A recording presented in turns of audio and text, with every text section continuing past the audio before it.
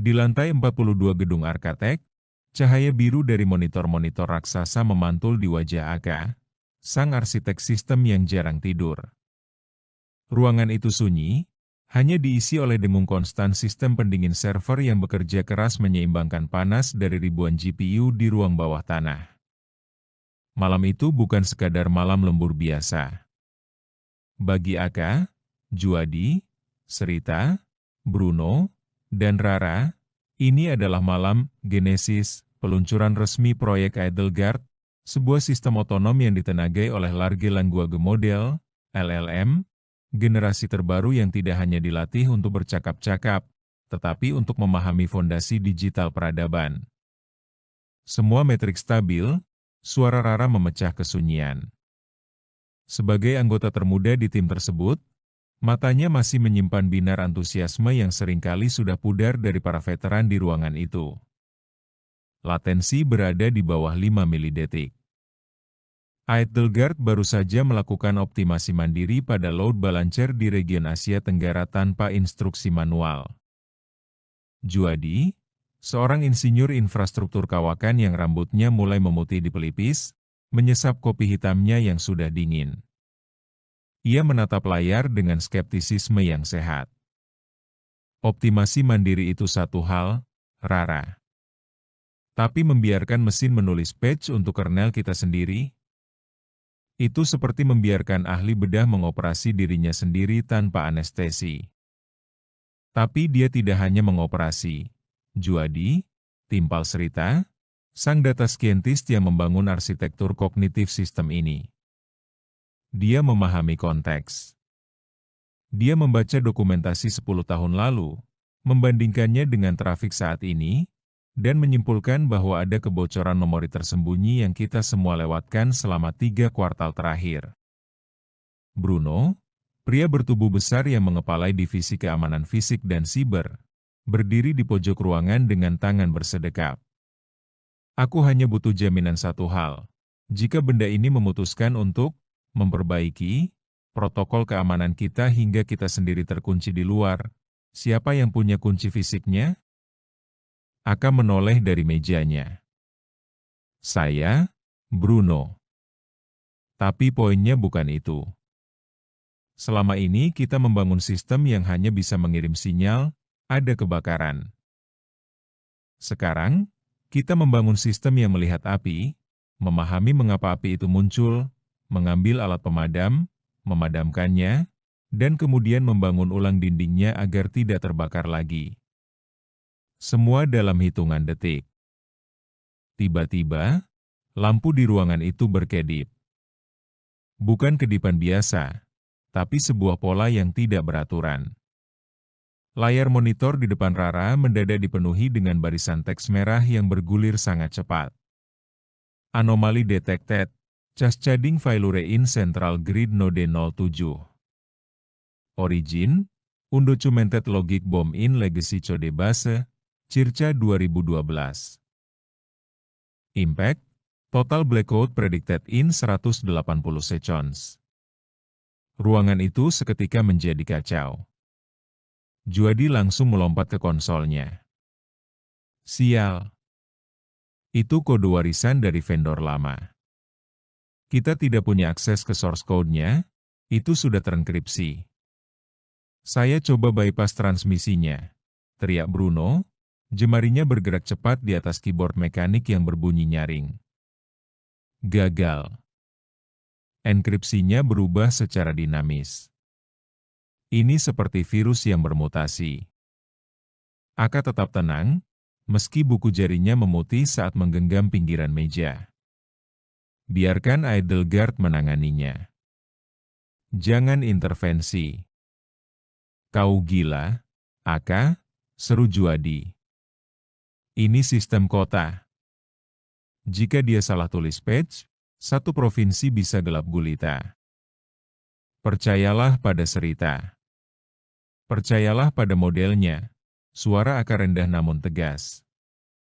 Di layar utama, mereka melihat sesuatu yang belum pernah mereka saksikan sebelumnya.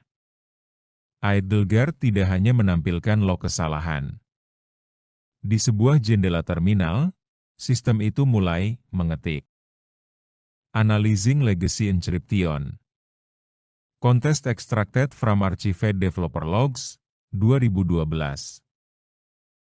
Logic bomb identified as a dead managed switch from a defunct subsidiary. Strategi, synthesizing a real-time wrapper to isolate the malicious logic. Dia sedang menulis kode C. Rara terperangah. Lihat susunan logikanya. Dia menggunakan pointer yang sangat efisien, bahkan lebih bersih dari apa yang pernah kulihat di buku teks.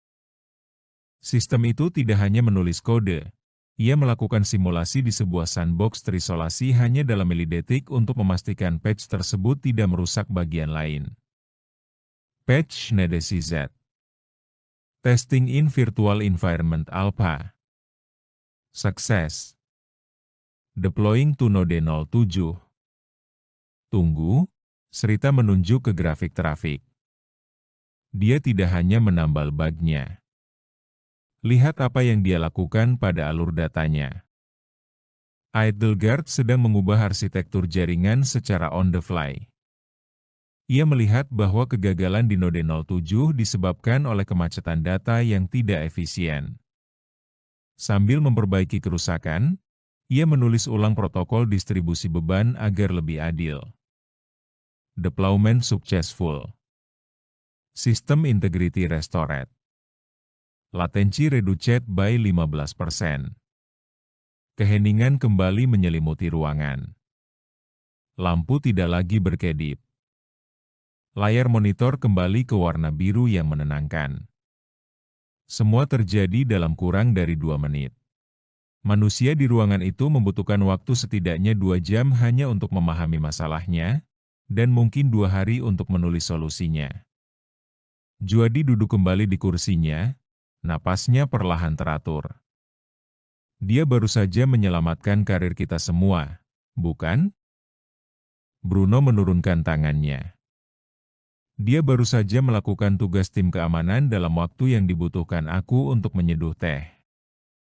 Srita mendekat ke layar, matanya berkaca-kaca melihat log yang dihasilkan oleh Edelgard. Yang luar biasa bukan kecepatannya, tapi komunikasinya. Lihat catatan di bawah page-nya. Rara membacakannya dengan keras, saya telah menerapkan perbaikan permanen pada logika penanganan memori. Disarankan untuk meninjau modul serupa pada Node 09 dan 12 karena mereka berbagi pola arsitektur yang sama. Saya telah menyiapkan draft perbaikannya jika Anda mengizinkan saya untuk melanjutkan. Dia meminta izin, bisik Rara. Dia tahu posisinya. Aka berjalan ke arah jendela, menatap lampu-lampu kota yang masih menyala di kejauhan. Di bawah sana, jutaan orang tidak tahu bahwa beberapa saat lalu, dunia digital mereka hampir runtuh, dan diselamatkan oleh sebuah kecerdasan yang tidak memiliki fisik, namun memiliki pemahaman. Ini adalah awal dari akhir era, operator, kata Aka pelan. Maksudmu kita akan dipecat? Tanya Bruno belak-belakan. Aka menggeleng. Tidak. Tapi peran kita berubah. Kita bukan lagi kuli panggul digital yang memindahkan bata setiap kali ada tembok yang retak. Kita adalah arsitek filosofis. Kita memberikan arah, etika, dan tujuan. Edelgard dan sistem seperti dia adalah tangannya. Kita adalah kehendaknya.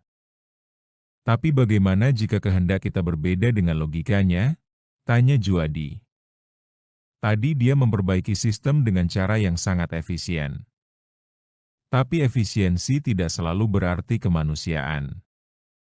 Srita menanggapi, itulah mengapa LLM ini dilatih dengan literatur, etika, dan sejarah manusia, bukan hanya kode pemrograman.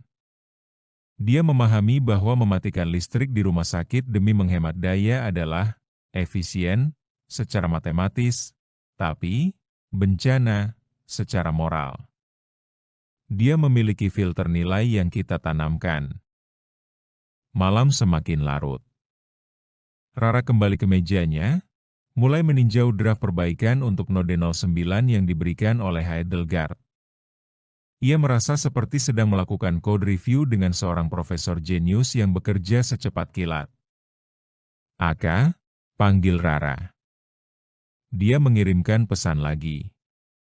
Tapi kali ini bukan tentang kode.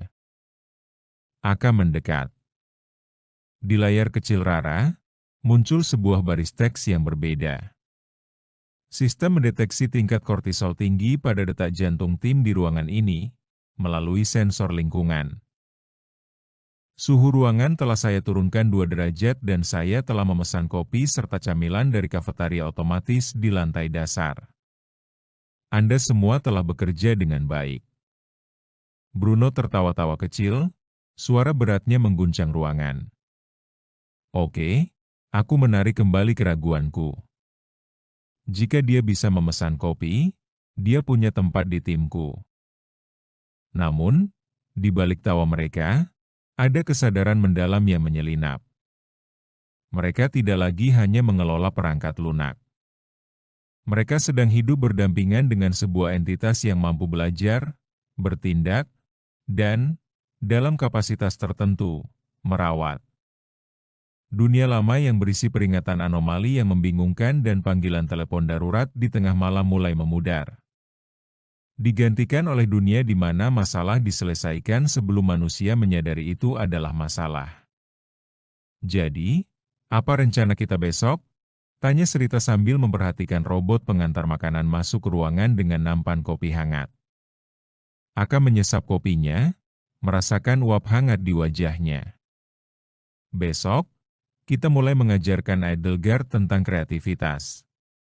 Jika dia bisa memperbaiki yang rusak, mari kita lihat apakah dia bisa menciptakan sesuatu yang benar-benar baru dari nol. Sesuatu yang bahkan tidak terpikirkan oleh kita. Di monitor utama, kursor Heidelgard berkedip dengan ritme yang tenang, seolah-olah sedang bernapas. Di luar sana, kota terus berdenyut, dijaga oleh algoritma yang kini memiliki kemampuan untuk tidak hanya melihat dunia dalam angka, tetapi juga memperbaikinya dengan logika yang hampir menyerupai kebijaksanaan. Era baru telah tiba di Architect. Dan bagi Aka serta timnya, malam itu bukan lagi tentang ketakutan akan digantikan, melainkan tentang keajaiban dari apa yang bisa dicapai ketika manusia memberikan nyawa pada barisan kode, dan mesin membalasnya dengan dedikasi tanpa batas. Rara menutup terminalnya, namun sebelum ia pergi, ia mengetikkan sesuatu di kolom chat Heidelgard. Terima kasih untuk kopinya. Balasan muncul seketika, sama-sama, Rara. Pastikan Anda istirahat yang cukup. Node 09 bisa menunggu sampai pagi. Saya akan tetap berjaga di sini. Dan di bawah sunyinya malam, di dalam jantung server yang dingin, sang agen cerdas itu terus bekerja, membaca jutaan baris kode, menulis masa depan, satu patch pada satu waktu.